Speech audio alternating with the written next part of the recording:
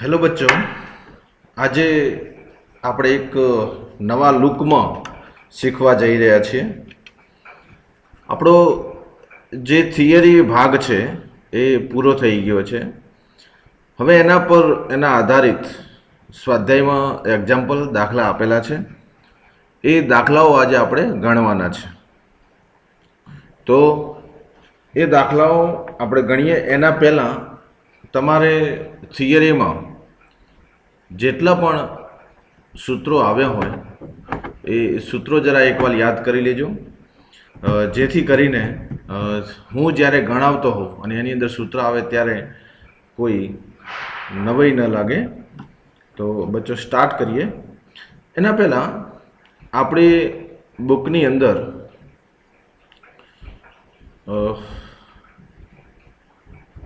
અહીંયા થોડા પારિમાણિક સૂત્રો આપેલા છે, એ જરા જોઈ લઈએ.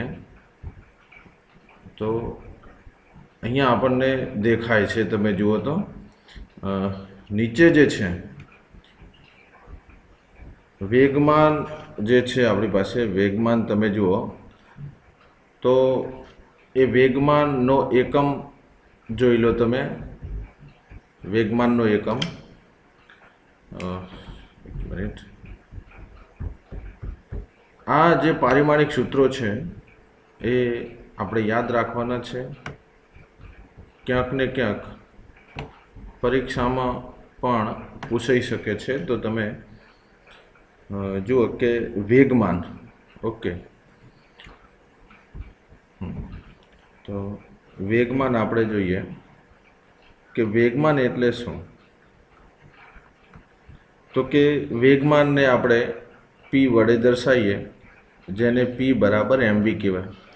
તો આમાં જે દળનો એકમ છે એ કિલોગ્રામ થઈ જશે અને વીનો એકમ મીટર પ્રતિ સેકન્ડ. એટલા માટે આનો બીજો એકમ એ આપણને મળી જશે kilogram metre second inverse. Okay, આના ઉપરથી તમારે પારિમાણિક સૂત્રો બનાવવાનું છે. પારિમાણિક સૂત્ર પણ તમે બનાવતા શીખી જાઓ. તો આનું પારિમાણિક સૂત્ર, પાક્કું સૂત્ર, પારિમાણિક સૂત્ર જો તમને આ બેઝિક રાશિઓ જો આવડતી હોય તો એના ઉપરથી તમે બનાવી શકો. કિલોગ્રામને આપણે કહીશું M1, મીટરને કહીશું L1 અને સેકન્ડ ઇન્વર્સ એટલે T-1. આ પ્રકારનું પારિમાણિક સૂત્ર બનશે. તો આ તમારે યાદ રાખવાનું.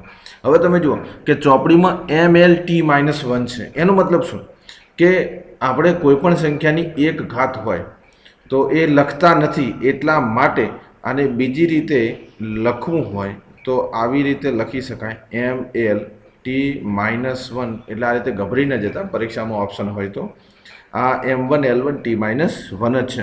એટલે તમે કહેશો સર ટી ઉપર -1 છે તો એ 1 જ આવ્યો. ના, એ માઇનસ છે એટલા માટે એ લખીએ છીએ. આનો બીજો એકમ અહીંયા તમે જુઓ કે બીજો એકમ, આને ન્યૂટન તમે બનાવી દો, તમે આને ન્યૂટન બનાવી દો તો ન્યૂટન ઇન્ટુ સેકન્ડ થઈ જશે. આનો બીજો એકમ જે છે તમે આને ન્યૂટન બનાવી દો. ચાલો ન્યૂટન શું થશે? ન્યૂટનનું સૌથી પહેલાં લખી દો કિલોગ્રામ મીટર પ્રતિ સેકન્ડ સ્ક્વેર. અને ઓલરેડી અહીંયા જે આપણી પાસે છે એ સેકન્ડ ઇન્વર્સ છે. તમે અહીંયા જુઓ કે ઓલરેડી સેકન્ડ ઇન્વર્સ છે. તો તમે હવે મીટરનો જે એકમ છે એ તમે, હા, આ પ્લસ આવશે તો તમે એનો એકમ બનાવી શકો છો.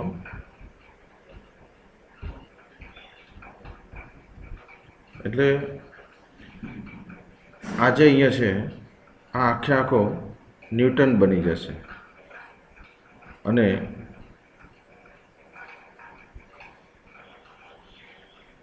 અહીંયા તમે આને ઇન્ટુ સેકન્ડ વડે ગુણો તો આ સેકન્ડની એક ઘાત અને આ નીચે બેસે ઉડી જાય એટલે ઓલરેડી આ બની જશે.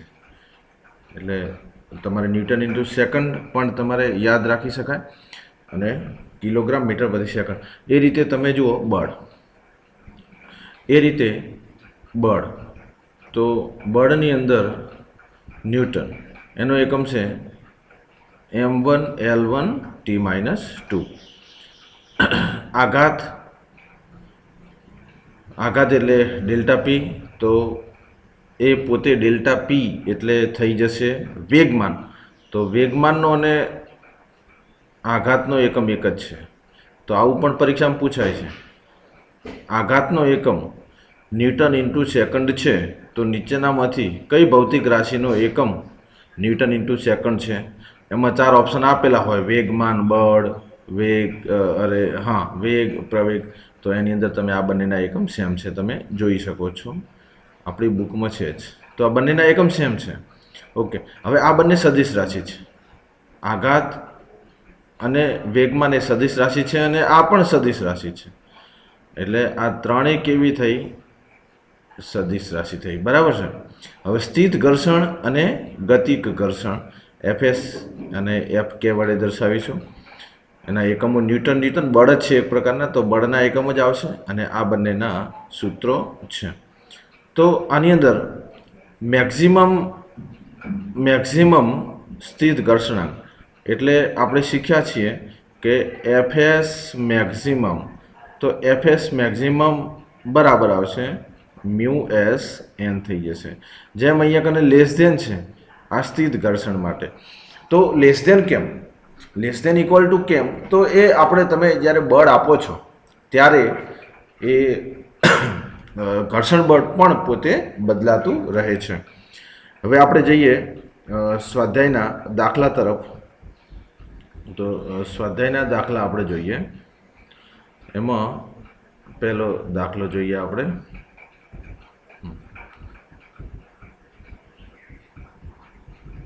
પહેલા દાખલા ઉપર આપણે ફોકસ કરીશું. અહીંયા તમે જુઓ કે લખેલું છે કે G બરાબર 10 લો. બરાબર. તો સરળતા ખાતર, અને તમે જ્યારે દાખલા ગણવા બેસો ત્યારે G બરાબર 10 લો તો કોઈ પ્રોબ્લેમ નથી. હા, ઓકે.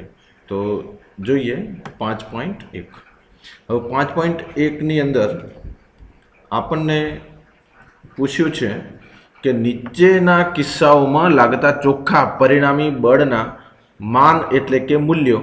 માનનો મતલબ શું થશે? મૂલ્યો થશે. અહીંયા જે આપણે ચોપડીના શબ્દો છે એ વાપરવાનો પ્રયત્ન કરીશું. માનનું બીજું નામ શું થશે પ્યારે બચ્ચો? મૂલ્ય થઈ જશે. તો દિશા બતાવવાની છે, અને પહેલું જોઈએ એ, અહીંયા બોર્ડમાં લખું છું, થઈ જશે એ. ઓકે. એ અચળ ઝડપથી નીચે પડતા વરસાદના ટીપાં.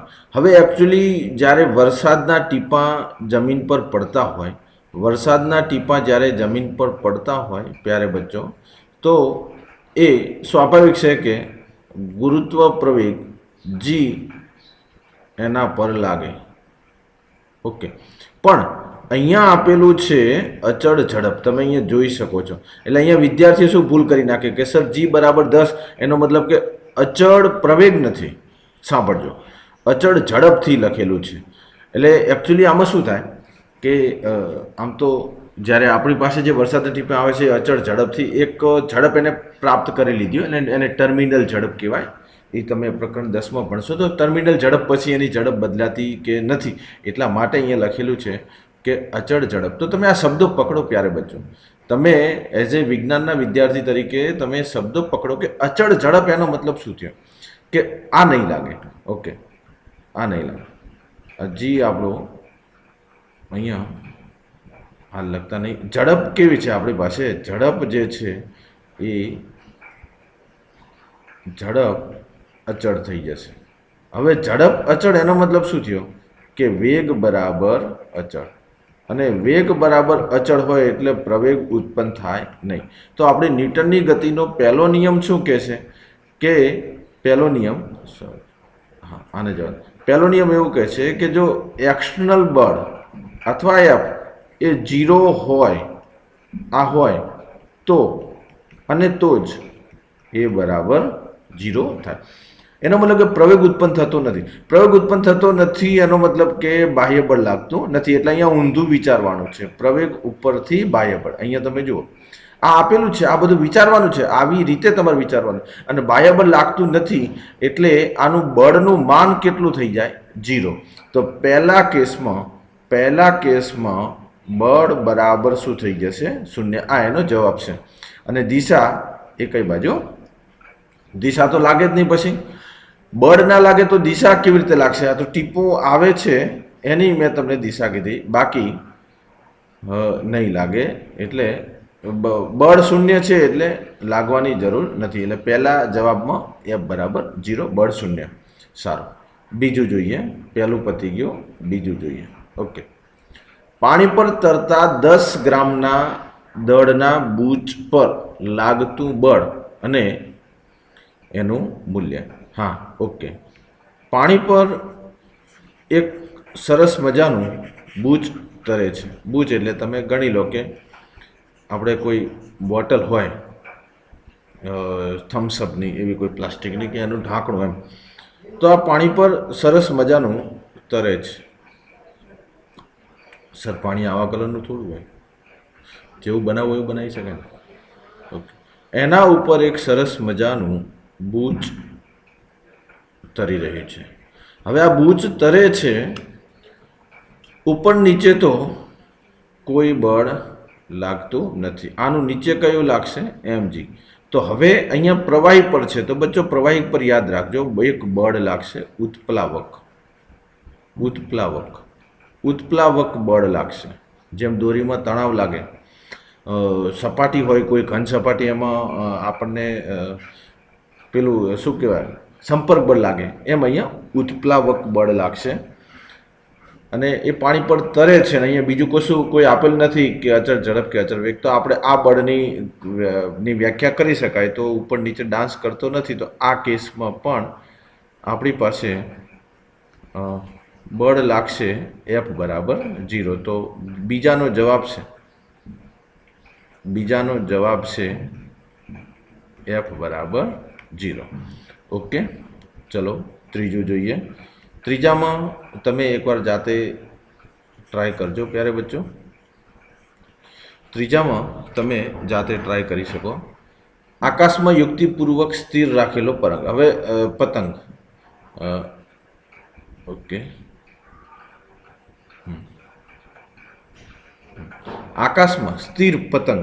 એક તમે પતંગ ચકાવો છો આવો ઉત્તરાયણના સમયે, અને આ જે પતંગ છે, આ જે પતંગ છે એ સ્થિર છે.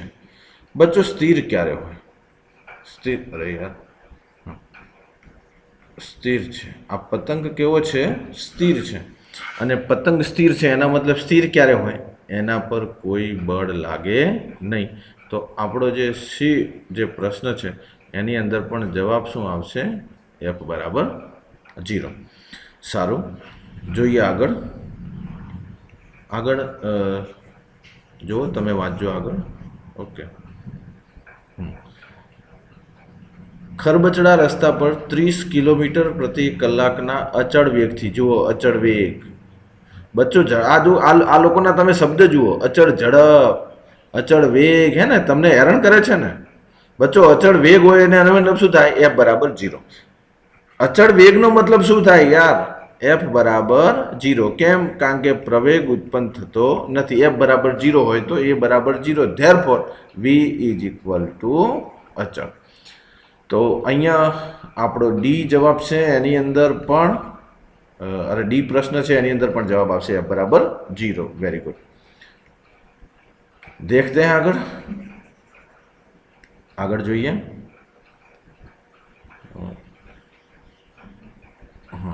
બધા દ્રવ્ય પદાર્થોથી દૂર તથા વિદ્યુત અને ચુંબકીય ક્ષેત્રોથી દૂર. અરે વાહ, અહીંયાથી પણ દૂર, એનો મતલબ કે આની અસર ના થાય. આ વિદ્યુત ક્ષેત્ર અને ચુંબકીય ક્ષેત્ર, આજુબાજુ વિદ્યુત નથી ને ચુંબકીય નથી. ગુડ. અવકાશમાં ગતિ કરતા ખૂબ ઝડપી ઇલેક્ટ્રોન. બચ્ચો આ બે દૂર છે ને, એટલા માટે આ બળ જે છે એ શૂન્ય થઈ જશે. તો આપણા કેસમાં ઈ વાળા કેસમાં પણ એફ બરાબર શું થઈ જશે? શૂન્ય થઈ જશે. કેમ? કારણ કે અહીંયા દૂર સુધી કોઈ બળ લાગતું નથી. હવે આગળનો પ્રશ્ન જોઈએ. આગળનો પ્રશ્ન જોઈએ કે 0.05 કિલોગ્રામ દળની એક લખોટી ઉર્ધ્વ દિશામાં ફેંકવામાં આવે છે. લખોટી પર લાગતા ચોખ્ખા બળનું માન અને દિશા નીચેના કિસ્સાઓમાં જણાવો. હવે બચ્ચો એકચ્યુઅલી આ જે પ્રશ્ન છે ને આ ખરેખર પ્રશ્ન કહેવાય જ નહીં. આ ખરેખર પ્રશ્ન કહેવાય નહીં, પણ તોય સમજવાનો પ્રયત્ન કરીએ.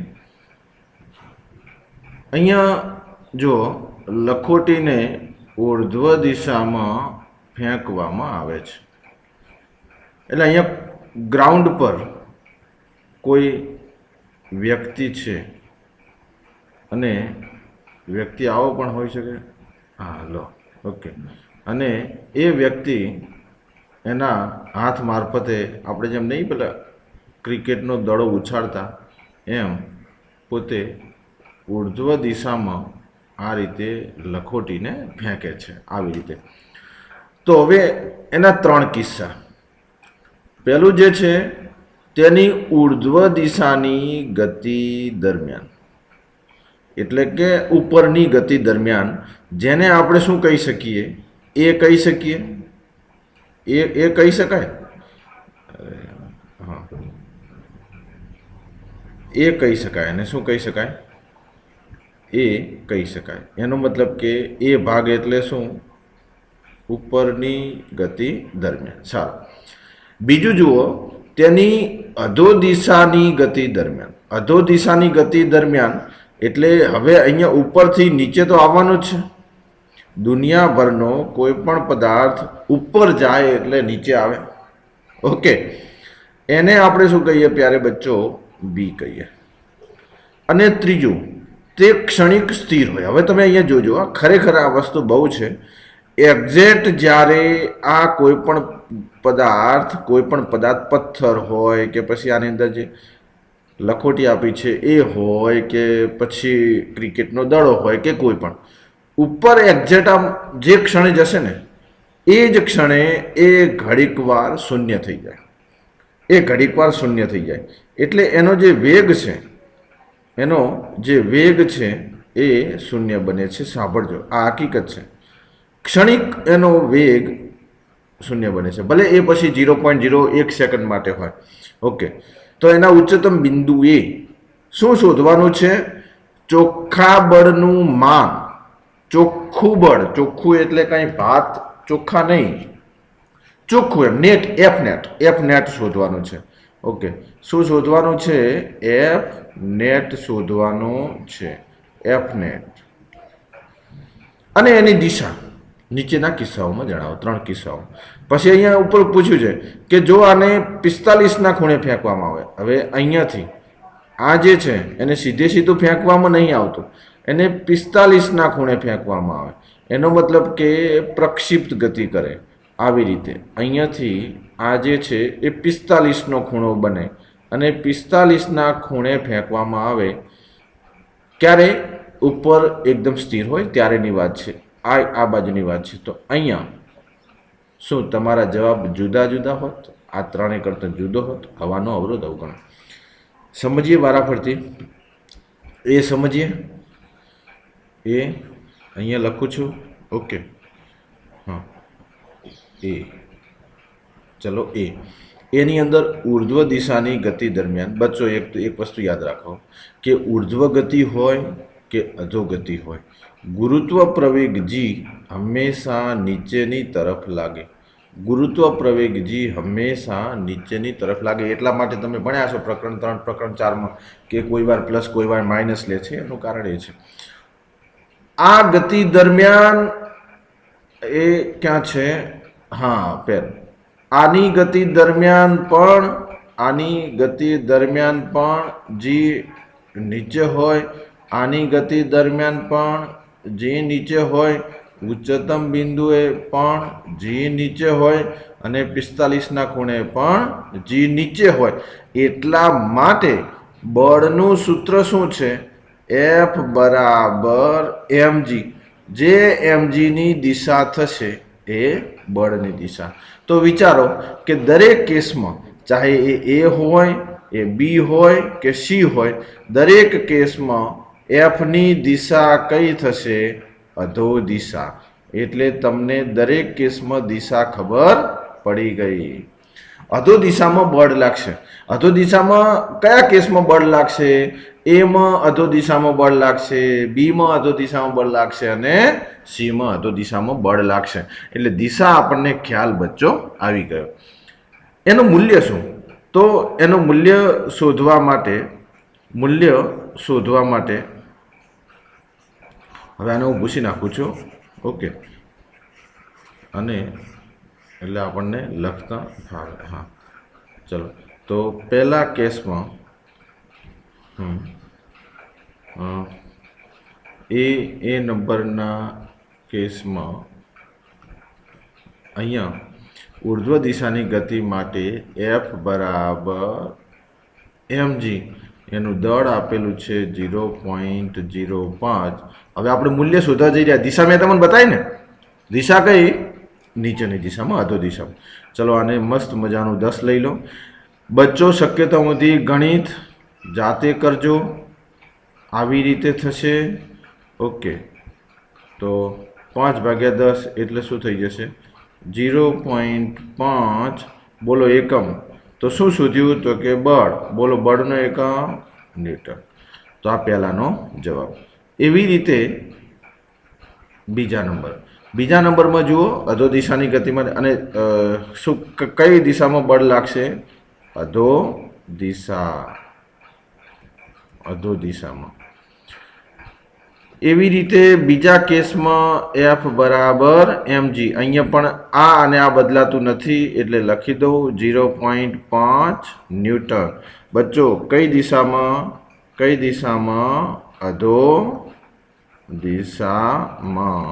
અધો દિશામાં. ચલો, સી, ABCDનો સી. આ ચોખ્ખું બળ છે હો ને? આ કયું બળ છે? ચોખ્ખું બળ છે. અને આ કેસમાં પણ ઉપરની બાજુએ જે ક્ષણિક સ્થિર થાય ત્યારે આ એક જ એવો કેસ છે કે v બરાબર 0 હોય ત્યારે આપણી પાસે g એ અચળ રહે છે, અને અચળ રહેતું હોવાથી પણ બળ અધો દિશામાં જ લાગે છે. અને 45 વાળો જે કેસ છે એ 45 વાળા કેસમાં ભલે સમક્ષિતિજ ઘટક 0 છે, બાકી જી તો કઈ દિશામાં લાગે છે? નીચેની દિશામાં. એટલા માટે આના બળનો જે મૂલ્ય છે એ આ પ્રકારે આવશે, અને બળનું મૂલ્ય પણ આ જ થશે. આ કેસવાળું જ બળનું મૂલ્ય અહીંયા થશે. તો અહીંયા સી કેસમાં પણ બળનું મૂલ્ય થઈ જશે 0.5 ન્યૂટન. ઓકે, આવી રીતે. ચલો, નેક્સ્ટ આપણે ગણીએ. નેક્સ્ટ જોઈએ.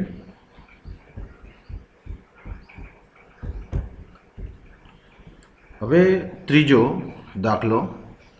ત્રીજો પણ આમ જોવા જઈએ તો બીજા જેવો જ છે, કોન્સેપ્ટવાળો છે. તમને એવું લાગે કે સર આ દાખલા એક માર્ક્સમાં આપણે જ્યારે MCQ હોય કે એક માર્ક્સ હોય, અને અમારો અનુભવ છે કે વિદ્યાર્થીઓને જે 1 માર્ક્સના જે પ્રશ્નો પૂછાય છે એની અંદર વધારે માર્ક્સ કપાય છે, કારણ કે ગોખવાનું વધારે કરે છે એટલે સમજી શકાતું નથી કે શું પૂછે છે. તો એ આવા દાખલા હોય છે. એકચ્યુઅલી બધા નાના કોન્સેપ્ટ છે, તો એ સમજવું જરૂરી છે. અહીંયા જુઓ, નીચેના દરેક કિસ્સામાં, એટલે અહીંયા પણ કેટલા કિસ્સા આપેલા છે? 4 આપેલા છે. ABCD માં 0.1 કિલોગ્રામ દળ ધરાવતા એક પથ્થર પર લાગતા બળનું માન અને દિશા.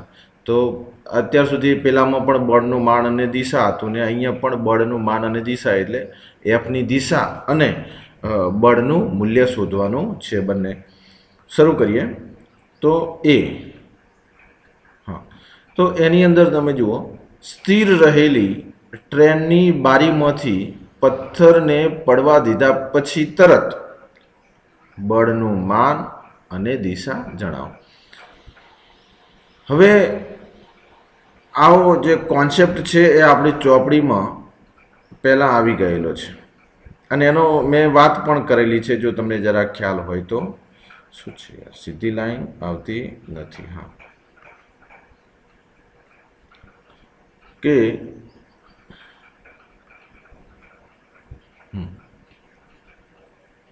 આ રેલવે ટ્રેક, આ રેલવે ટ્રેક પર કોણ જાય ભાઈ? રેલગાડી. છુક છુક ગાડી જાય અને ધુમાડા કાઢતી. હવે તો બધી ઇલેક્ટ્રિક આવી ગઈ છે, એટલે આવી છુક છુક ગાડી જાય અને એની પાછળ વેગન જોડેલા હોય. વેગન એટલે ડબ્બા, બરાબર છે. આવા સરસ મજાના આવી એક ટ્રેન છે અને ટ્રેનની બારીમાંથી પથ્થરને પડતો મૂકવો છે. ધારો કે અહીંયા કોઈ આપણા જેવો માણસ છે ને એ પથ્થરને નીચે ફેંકે છે. તો તમારે એટલું યાદ રાખવાનું, આગળ કોન્સેપ્ટ પણ આવી ગયો છે કે તમે કોઈ પથ્થરને ફેંકો છો અથવા તમે કોઈ વસ્તુને ફેંકો છો ત્યારે જે આગળ ટ્રેન પ્રવેગમાં હોય, અચળ પ્રવેગી ગતિ કરતી હોય, સ્થિર હોય, કૂદકા મારતી હોય, એનું કશું ગણાય નહીં. એનું કશું ના ગણાય. એકવાર તમે પથ્થરને કોઈ પણ બસ હોય, ટ્રેન હોય, બાઇક હોય, કાર હોય, એમાંથી તમે વસ્તુ નાખી દીધી તો એ કાર છે, એ ટ્રેન ગતિ કરતી હોય, ચાહે અચળ પ્રવેગી ગતિ કરતી હોય, એનું કશું ગણાશે નહીં. એ જ્યારે પૃથ્વીના વાતાવરણમાં આવે છે ત્યારે બધું પૃથ્વીનું ગણાશે. એનો આગળનો જે હિસ્ટ્રી છે એ એની પૂછી નાખે છે. આવો એનો ઇતિહાસ જે છે એ પૂછી નાખે છે. આવો શબ્દ આપણી બુકમાં વાપરેલો છે. તો બસ અહીંયા સેમ એવું જ થશે. અહીંયાથી જ્યારે પથ્થર પડશે ત્યારે એની હિસ્ટ્રી, ટ્રેન સ્થિર છે, ટ્રેન ગતિ કરે છે, બધું ભૂલી જશે. અને આ પથ્થર જે છે એ F બરાબર mg ના લીધે નીચે પડશે. તો હવે એનો પ્રવેગ જે શોધા છે એ F બરાબર mg ના લીધે શોધાશે. એટલે F બરાબર mg ના લીધે શોધાય તો હવે તમને ખ્યાલ આવી ગયો કે F બરાબર mg લઈએ તો પ્યારે બચ્ચો એની દિશા કઈ થશે? તો જીની દિશા કઈ? નીચેની બાજુ. તો બળ પણ પોતે કઈ દિશામાં? આધો દિશામાં. તો તમે જુઓ કે આવા કેસમાં આપણને દિશા શોધવા માટે બહુ સહેલું છે. અહીંયા બંને માગ્યું છે, પાછું જોજો હો, અહીંયા બંને માગ્યું છે, દિશા અને માન. એટલે મેં તમને દિશા બતાવી દીધી. તમે જુઓ, મેં તમને દિશા બતાવી દીધી. ઓકે, એનું મૂલ્ય શોધવા માટે કિંમતો મૂકી દો એટલે સરસ મજાનું આપણને મૂલ્ય મળી જાય. તો એનું મૂલ્ય શોધવા માટે F બરાબર mg. ચલો કિંમત મૂકી દો. કિંમત 0.1 કિલોગ્રામનું દળ છે એટલે 1/10 લખી શકાય. અને g આપણે 10 લેવાનું છે. 10 ઉડી જાય. જવાબ આવશે 1 ન્યૂટન. F બરાબર કઈ દિશામાં? અધો દિશામાં. તો આ એનું માન છે, આ એનું માન છે અને આ એની દિશા છે. તો આપણો આ પહેલો કેસ પડે. સમજણ પડતી હશે તમને નવા લુકમાં. ओके प्यारे बच्चों, तो नंबर बी पर है बैक टू बैक. 36 કિલોમીટર પ્રતિ કલાકની અચળ ઝડપ. બચ્ચો શબ્દો પકડો. અચળ ઝડપનો મતલબ શું? એના પર કોઈ બાહ્ય બળ લાગતું નથી. તો પહેલો કેસ અને બીજો કેસ બંને સમાન જ છે.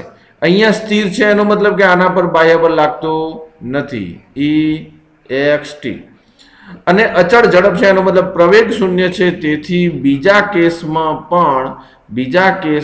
પણ બાહ્ય બળ લાગતું નથી. એટલે બંને કેસમાં બાહ્ય બળ શૂન્ય છે. પણ એ ભલે શૂન્ય હોય, એની પાસે ભલે પ્રવેગ હોય, પણ તરત છોડી દીધો પછી આની પણ હિસ્ટ્રી અને આની પણ હિસ્ટ્રી ત્યાં કામ આવશે નહીં. એ તો એના પોતાના સરસ મજાના પૃથ્વીના વાતાવરણમાં જશે. એટલે બીજા નંબરના પ્રશ્નમાં જવાબ આ જ આવશે. બીજા નંબરના પ્રશ્નમાં જવાબ આ જ આવશે. એટલે બીજા નંબરના પ્રશ્નના જવાબ પણ આ જ આવશે. તો તમે આ ગણી નાખજો. હું અહીંયા ફક્ત એની જગ્યાએ બી કરી નાખું છું. એટલે મારે આ ગણતરી પૂરી થઈ ગઈ. ચલો આ બી માટે મેં ગણતરી કરી. પડી સમજો? ઓકે, હવે ત્રીજા નંબર પર જઈએ. Number 3 back to back. 1 metre પ્રતિ સેકન્ડથી પ્રવેગી, જુઓ જુઓ જુઓ જુઓ જુઓ, પ્રવેગ છે, પ્રવેગ ઉત્પન્ન થયો.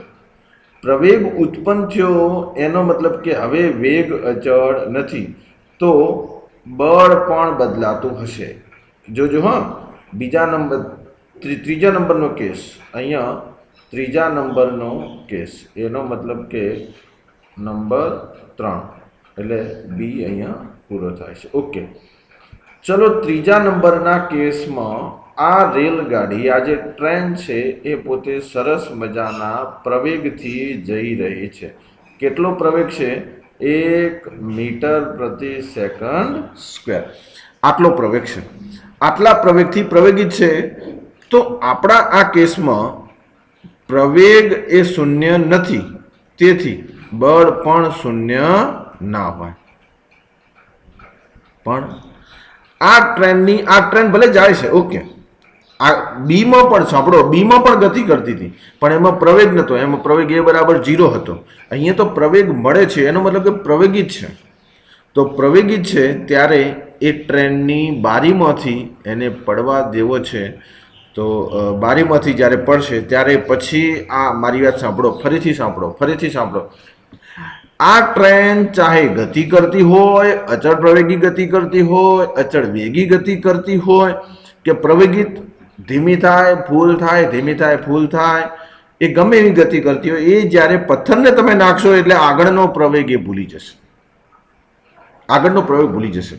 એટલે આ કેસમાં પણ F બરાબર mg જેટલું જ બળ લાગશે, અને એનો પણ જવાબ આગળના જવાબ જેટલો, એટલે આગળનો જવાબ હતો 1 ન્યૂટન, એટલે 1 ન્યૂટન જેટલું લાગશે આની અંદર પણ બળ, અને એ ગુરુત્વાકર્ષણના કારણે છે, એટલા માટે એની દિશા એ કઈ દિશા થશે?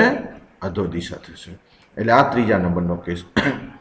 તો તમે આ દાખલો કેટલા માટે છે કે તમને ખ્યાલ આવે કે સ્થિર હોય કે ગતિ કરતી હોય કે પ્રવેગિક હોય, એના તમે મુક્ત અવકાશમાં નાખો છો એટલે પછી જવાબમાં ફેર પડશે નહીં.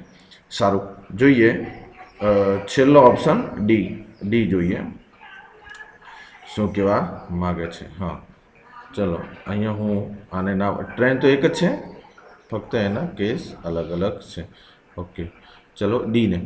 1 મીટર પ્રતિ સેકન્ડ સ્ક્વેરથી પ્રવેગી થતી ટ્રેનના તળિયા પર ટ્રેનની સાપેક્ષે સ્થિર હોય. યસ, આ કંઈક અલગ છે.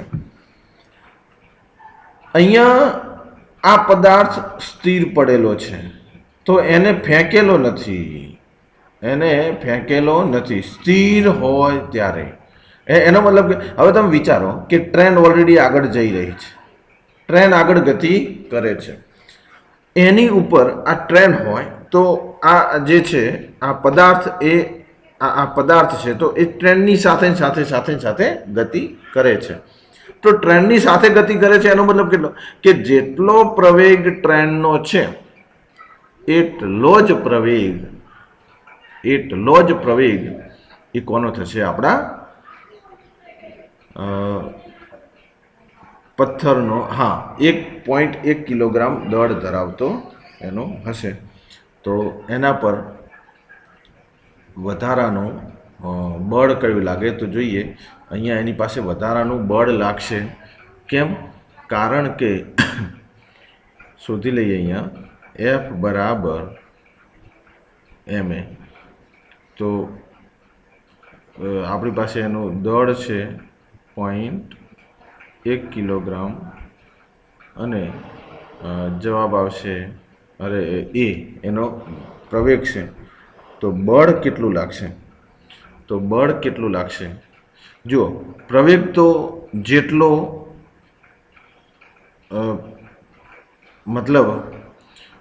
જેટલો પ્રવેગ ગાડીનો છે એટલો જ પ્રવેગ એ પદાર્થનો હશે, પણ એની ઉપર વધારાનું બળ કેટલું લાગશે? તો આપણે એવી રીતે ગણી શકીએ 0.1 ન્યૂટન જેટલું વધારાનું બળ લાગશે.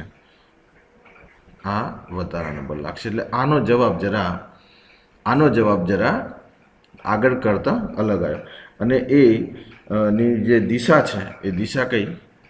ટ્રેનની ટ્રેનની ગતિની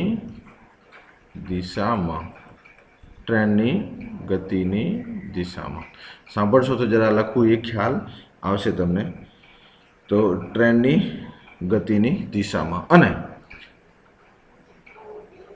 બસ આવી રીતે, બસ અહીંયા કને બીજું તો કશું છે નહીં. તો આ ટ્રેનની ગતિની દિશામાં થશે. બરાબર છે.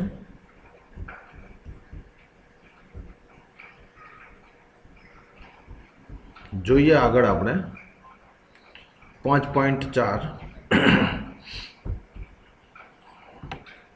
તમે ચોપડીમાં જોજો ને ગણવાનો પ્રયત્ન કરજો. બરાબર છે.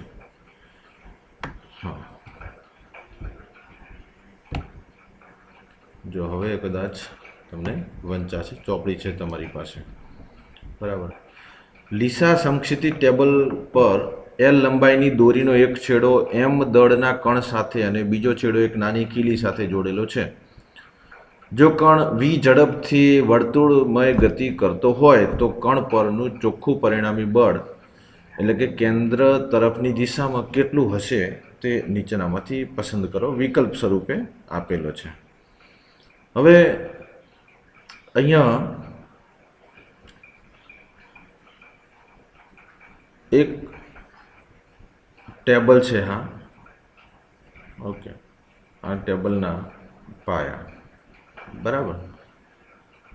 ત્યાં ખીલી લગાવેલી છે. એટલે આ ખીલી લગાવી અને એક પથ્થર રાખી અને પથ્થરને દોરી સાથે બાંધેલો છે. હવે પથ્થરને દોરી સાથે બાંધેલો છે અને એને ગોળ ગોળ ગોળ ગોળ આ ટેબલ પર ફેરવવાનો છે. તો એના કેન્દ્ર તરફ આ પથ્થર જે છે એ આટલે આવશે, દોરી સાથે બાંધેલો છે. આ પથ્થર અહીંયા આવશે, આ પથ્થર આટલે આવશે. આવી રીતે ગોળ ગોળ ગોળ ફરે છે. જે રીતે આપણે આમ નહીં પેલા પથ્થર બાંધીને દોરી લઈને ફેરવતા, બસ એવા નંબરનું છે, પણ આ ટેબલ ઉપર છે. તો હવે આ કણ જે છે, આ જે કણ છે એના પર કેન્દ્ર તરફ પરિણામી કયું બળ લાગશે? કેન્દ્ર તરફ. ઓકે. તો કેન્દ્ર તરફની દિશામાં તમને ખબર છે કે આ જ્યારે વર્તુળાકાર ગતિ હોય ત્યારે વર્તુળાકાર ગતિમાં કેન્દ્ર તરફ બળ લાગે mv² / r. પણ અહીંયા દોરીની લંબાઈ l લીધેલી છે એટલા માટે આપણે આને લખી શકીએ mv² / l. તો આ જે બળ છે એ કોના બરાબર છે? શું એ તણાવમાં બાદ થશે, તણાવમાં પ્લસ થશે? તો કે ના, એકચ્યુઅલી આ જે છે ને એને તણાવ જ પૂરું પાડશે, એને તણાવ પૂરું પાડશે. એટલા માટે જવાબ આવશે ટી. તણાવ બળ પોતે પૂરું પાડશે. આ તણાવ જે છે, આ તણાવ એ પોતે mv² / r એટલે કે l પૂરું પાડે છે. એટલે જવાબ આવશે ટી, જેનો ખરેખર જવાબ આપણે કહી શકાય કે ટી આ એનો સાચો આન્સર છે. ઓકે, કોઈક આવ્યું લાગે છે. એટલે એને તણાવ જ પૂરું પાડશે. એટલે જવાબ આવશે અહીંયા ટી. આ તણાવ બળ, આમાં કોઈ mv² / l એટલે કે એ પ્લસ માઇનસ નહીં થાય. ઓકે. આ ફેંકાઈ જતો નથી, એ તો એના આભાસી બળના કારણે. એટલા માટે જોઈએ આગળ. અહીંયા એક મિનિટ, થોડી ડિસ્ટર્બન્સ અહીંયા આવે છે.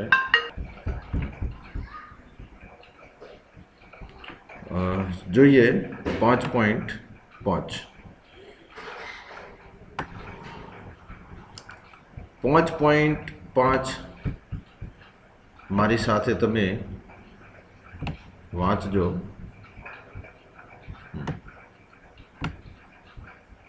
ઓકે, વંચાતું હશે.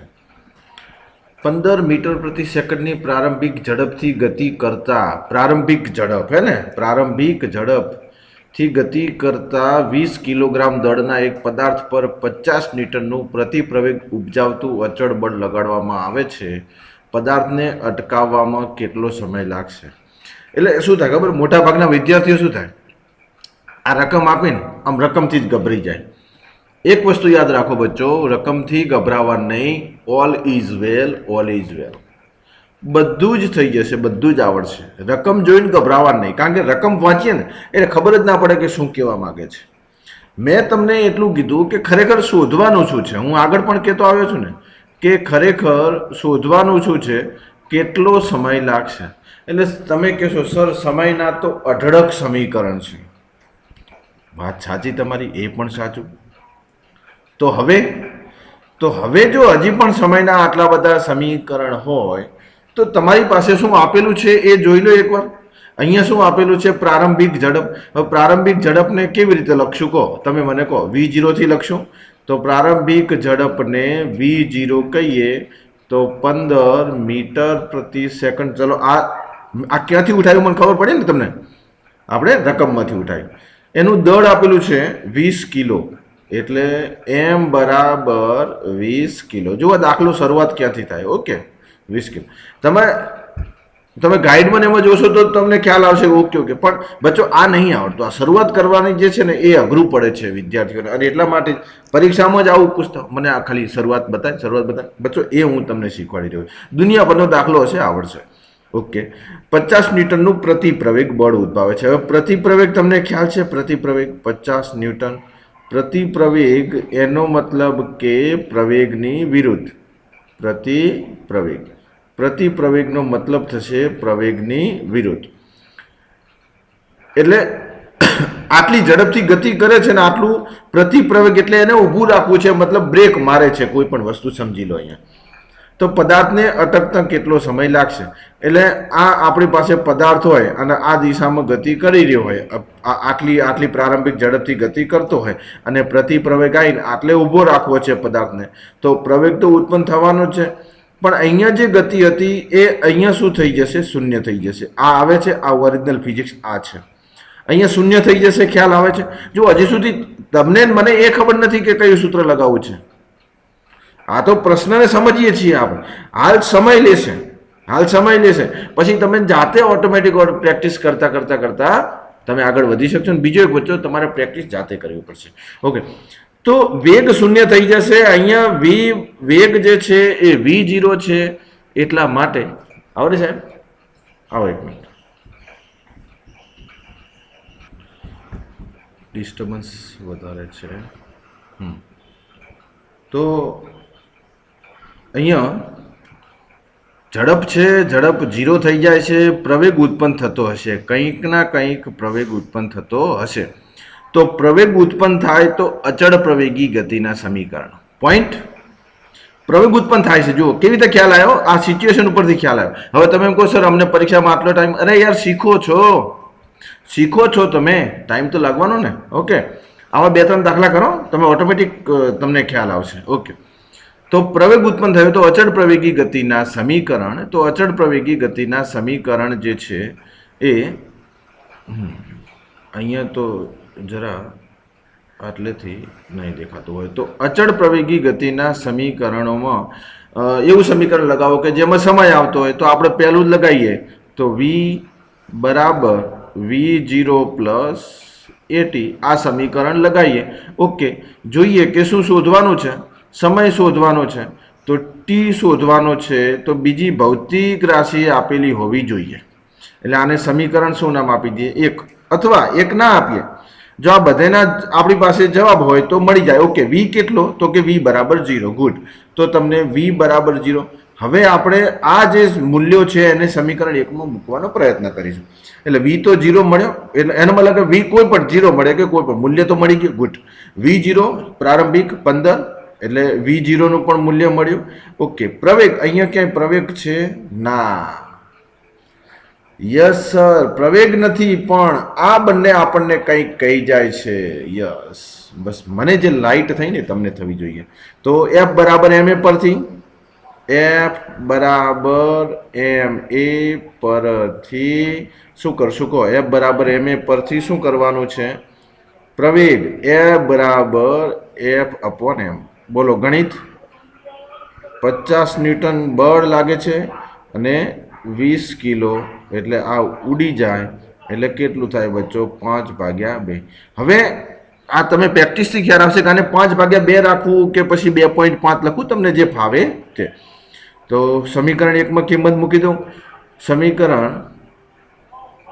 સમીકરણ 1 જે હતું એ મારી પાસે v બરાબર v0 પ્લસ ATમાં કિંમત મૂકતા. ઓકે, ચલો કિંમત મૂકી દઈએ. મને યાદ છે ત્યાં સુધી v જે અંતિમ હતું એ 0 હતું, આ જે છે એ 15 હતું, પ્રવેગ મને મળ્યો છે 5/2 અને સમય શોધવાનો છે. હવે આ ગણિત છે. હવે આ હું તમને શીખવાડું કે ના શીખવાડું વસ્તુ તમને આવડતી હોય તો કોઈ એનો પ્રશ્ન નથી. ઓકે, શું થશે? આ બાજુ -15 તો અહીંયા 5/2t. હવે એકચ્યુઅલી આ પણ માઇનસ છે. કેમ? કારણ કે પ્રતિપ્રયોગ ઉત્પન્ન થશે એટલે આ માઇનસ થઈ જશે અને ખ્યાલ ના આવે ને તો બંને બાજુ તમારે પ્લસ લઈ લેવાનું. તો હવે જુઓ અહીંયા 15 ગુણ્યા 2 એટલે 30. તો 30/5 આ ગણિત તમને આવડતું હશે એવું માની લઉં છું. અને ટી તો સરસ મજાનો જવાબ આવી ગયો. ટી બરાબર 6:35 6 સેકન્ડ 6 સેકન્ડ. આવી રીતે તમે દાખલો ગણી દો. એટલે મેં તમને શું શીખવાડ્યું? દાખલાની સાથે સાથે મેં તમને શું શીખવાડ્યું? રીત શીખવાડી. દાખલાની સાથે સાથે મેં તમને રીત શીખવાડી. પ્યારે બચ્ચો, મેં તમને રીત શીખવાડી કે કેટલો સમય અહીંયાથી આટલે જતાં હવે હા અહીંયાથી આટલે જતાં કેટલો સમય લાગે? તો કે 6 સેકન્ડ. ઊભો રહેશે એવું મને કેવી રીતે ખબર પડી? પ્રતિપ્રયોગ ઉપરથી ખબર પડી. તો આ બધા શબ્દોનું જે છે એ એની એપ્લિકેશન છે. તો પ્યારે બચ્ચો, આ જે છે આપણા દાખલાને અહીંયા રાખીએ છીએ કારણ કે ઓલરેડી આપણી પાસે સમય થઈ ગયો છે 47 મિનિટ જેવો. તો આને આપણે અહીંયા રાખીએ છીએ. આ રીતે આપણે દાખલા ગણીશું. દાખલા ગણવામાં તો આ જે છે આની ફિલિંગ્સ એ આવવી જોઈએ પ્યારે બચ્ચો. તો મળતા રહીશું. ત્યાં સુધી ટાટા બાય બાય. ઓકે, હું અહીંયા બંધ કરું છું. ટાટા.